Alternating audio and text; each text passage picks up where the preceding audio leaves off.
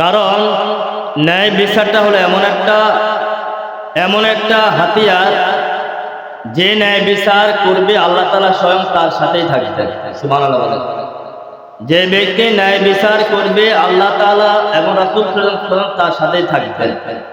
এই জন্য শত মানুষের মধ্যে যদি একজন ন্যায় বিচারক ন্যায় কথা বলার জন্য থাকে, শত মানুষ হাজার মানুষের জন্য একজন মানুষই যথেষ্ট, কারণ তার সাথে আল্লাহ তাআলা আছে। সুবহানাল্লাহ বলেন। আল্লাহ রাব্বুল আলামিন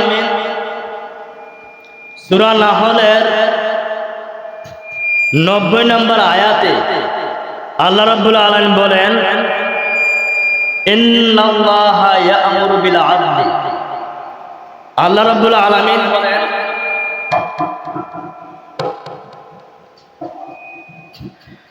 ইন্নাল্লাহা ইয়া'মুরু বিল আদলি ওয়াল ইহসান ওয়া ইতাই যিল কুরবা ওয়া ইয়ানহা আনিল ফাহশাই ওয়াল মুনকার। আল্লাহ রাব্বুল আলামিন সূরা নাহলের 90 নম্বর আয়াতের মধ্যে আল্লাহ তাআলা বলেন, নিশ্চয় আল্লাহ তাআলা বলেন, নিশ্চয় আল্লাহ ইয়া'মুরু আদেশ দিয়েছেন, আল্লাহ তাআলা আদেশ দিয়েছেন ইয়া'মুরু বিল আদলি, যেন ন্যায় বিচার করা হয়। সুবহানাল্লাহ বলেন। আল্লাহ তাআলা আমাদেরকে আদেশ দিয়েছেন যেন আমরা ন্যায় বিচার করি। যিনি আমার খালেক, যিনি আমার মালিক, যিনি রব্বুল আলামিন, যিনি সমস্ত কিছুর মালিক, সে আল্লাহ বলেছেন, সে আল্লাহ আমাদেরকে আদেশ দিয়েছেন যে ন্যায় বিচার করার জন্য, ওয়াল ইহসান এবং সৎ আচরণ করার জন্য, ওয়া ইতাই যিল কুরবা এবং নিকট আত্মীয় যারা আছে তাদেরকে দান করার জন্য। সুবহানাল্লাহ বলেন। নিকট আত্মীয় যারা আছে তাদেরকে দান করার জন্য, ওয়া ইয়ানহা আনিল ফাহশাই ওয়াল মুনকার।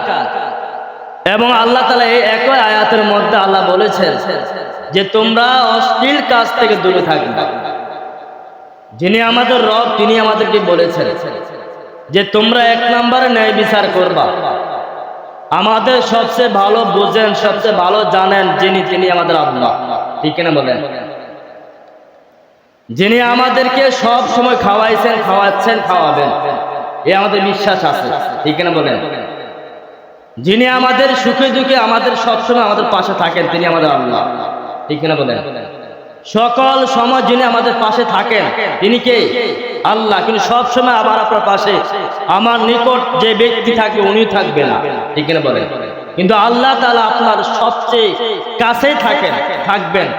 কিন্তু সে আল্লাহ আমাদেরকে আদেশ দিয়েছেন, সে আল্লাহ আমাদেরকে আদেশ দিয়েছেন যে তোমরা এই কাজগুলা করো, এই কাজগুলা করলে তোমরা দুনিয়াতে ভালো থাকতে পারবা, মরার পরে তোমরা জান্নাতে থাকবা। সুবহানাল্লাহ। আল্লাহ বলেছেন, আল্লাহর কথা, এটা স্বয়ং আল্লাহর কথা। আজকের বিষয় হলো ইনসাফ, ন্যায় বিচার। ন্যায় বিচার তিন ভাবে হয়ে থাকে। কয়ভাবে? ন্যায় বিচার তিন ভাবে হয়ে থাকে। এক নাম্বার ন্যায় বিচার হলো আল্লাহর সাথে। সুবহানাল্লাহ বলেন। এক নাম্বার ন্যায় বিচার আল্লাহর সাথে। আল্লাহ তোমার সাথে ন্যায় বিচারে কেন বুঝলাম না। ঠিক না বলেন? সবসময় শুনছেন মানুষের সাথে, এখন আল্লাহর সাথে ন্যায় বিচার কেমনে? আল্লাহ রাব্বুল আলামিন নাবার মধ্যে বলেছেন, সূরা নাবার মধ্যে বলেছেন, ওয়া জাআলনাল লাইলা লিবাসা ওয়া জাআলনান নাহারা মাআশা। তোমরা দিনের বেলা কাজ করবা, ক্লান্ত হয়ে যাইবা। দুনিয়ার মানুষ এটা পারবে না, আমি আল্লাহ পারি। সুবহানাল্লাহ বলেন। দুনিয়ার মানুষ পারবে না, আমি আল্লাহ পারি। আমি আল্লাহ রব, আমি আল্লাহ সব। সুবহানাল্লাহ বলেন। সমস্ত ক্ষমতার মালিক আমি আল্লাহ, সমস্ত ক্ষমতার মালিক আমি আল্লাহ। সুবহানাল্লাহ বলেন। আমি আল্লাহ একবার যদি বলি হয়ে যাবে, কিন্তু তোমরা শতবার চেষ্টা করলে হবে না। আল্লাহ বলেন তোমরা দুনিয়াতে দিনের বেলা কাজ করবা, সারা দিন ক্লান্ত হয়ে যাইবা, সারা দিন তোমরা ক্লান্ত হয়ে যাবে, রাত্রে একটু বিশ্রাম নেবা, কি করা যায়? আমি আল্লাহ প্রাকৃতিক ভাবে তোমাদের জন্য রাত্রে বিছানা বানাই দিলাম। সুবহানাল্লাহ।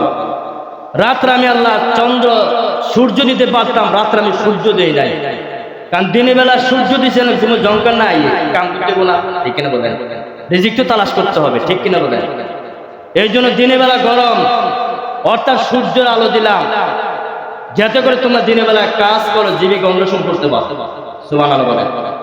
আর রাতের বেলা আমি চাঁদ দিলাম, চাঁদের আলো বেশি খারাপ নয়, এটা এমন একটা আলো যেটা মানুষের ভালো লাগে। রাতের বেলা যে ব্যক্তি ঘুম নাও আয়, হে ব্যক্তি একটু ঘুমাই, ঠিক কিনা বলেন? যার ঘুম মোটেও নাই তারও একটু একটু ঘুম আসে না? এটা হলো আমার আল্লাহ। আল্লাহ বলেন আমি এত কিছু তোমাদের জন্য করলাম, তোমরা আমার সাথে ন্যায় বিচার কেমনে করবা?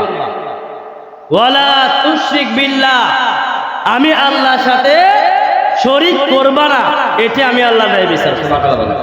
আমি আল্লাহর সাথে ন্যায় বিচার করা, কারণ আমি আল্লাহ এক, আমি আল্লাহ এক, এটা স্বীকার দিবা। আমি আল্লাহর সাথে কারো কিছুর অংশীদার করবা না, এটা এক নম্বর আমি আল্লাহর সাথে ন্যায় বিচার করা। সুবহানাল্লাহ বলেন। আমি একমাত্র ইবাদত পাওয়ার উপযুক্ত, আমি একমাত্র ইবাদত পাওয়ার উপযুক্ত, আমি তোমাদের রব, আমি তোমাদের মালিক, আমি তোমাদের খালেক, আমি তোমাদের সৃষ্টিকর্তা। তোমরা আমি আল্লাহর একটু গোলামি করবা, আর গোলামি করাই আমার সাথে ইনসাফ করা, আর আমি আল্লাহর গোলামি না করাই আমার সাথে ইনসাফ না করা। নাউযুবিল্লাহ বলেন, ঠিক কিনা বলেন? দুনিয়ার মধ্যে কারো কাজ করলে, দুনিয়ার মধ্যে কারো আন্ডারে কাজ করলে, আমরা যদি আমরা যার কাজ করি দুনিয়ার মধ্যে, আমরা যদি সঠিকভাবে কাজ না করি, তাহলে ওই মালিকের সাথে ইনসাফ করা হয় না, ঠিক কিনা বলেন? আমি সারাদিন কাজ করলাম, আমার ডিউটি এত টাকা পর্যন্ত।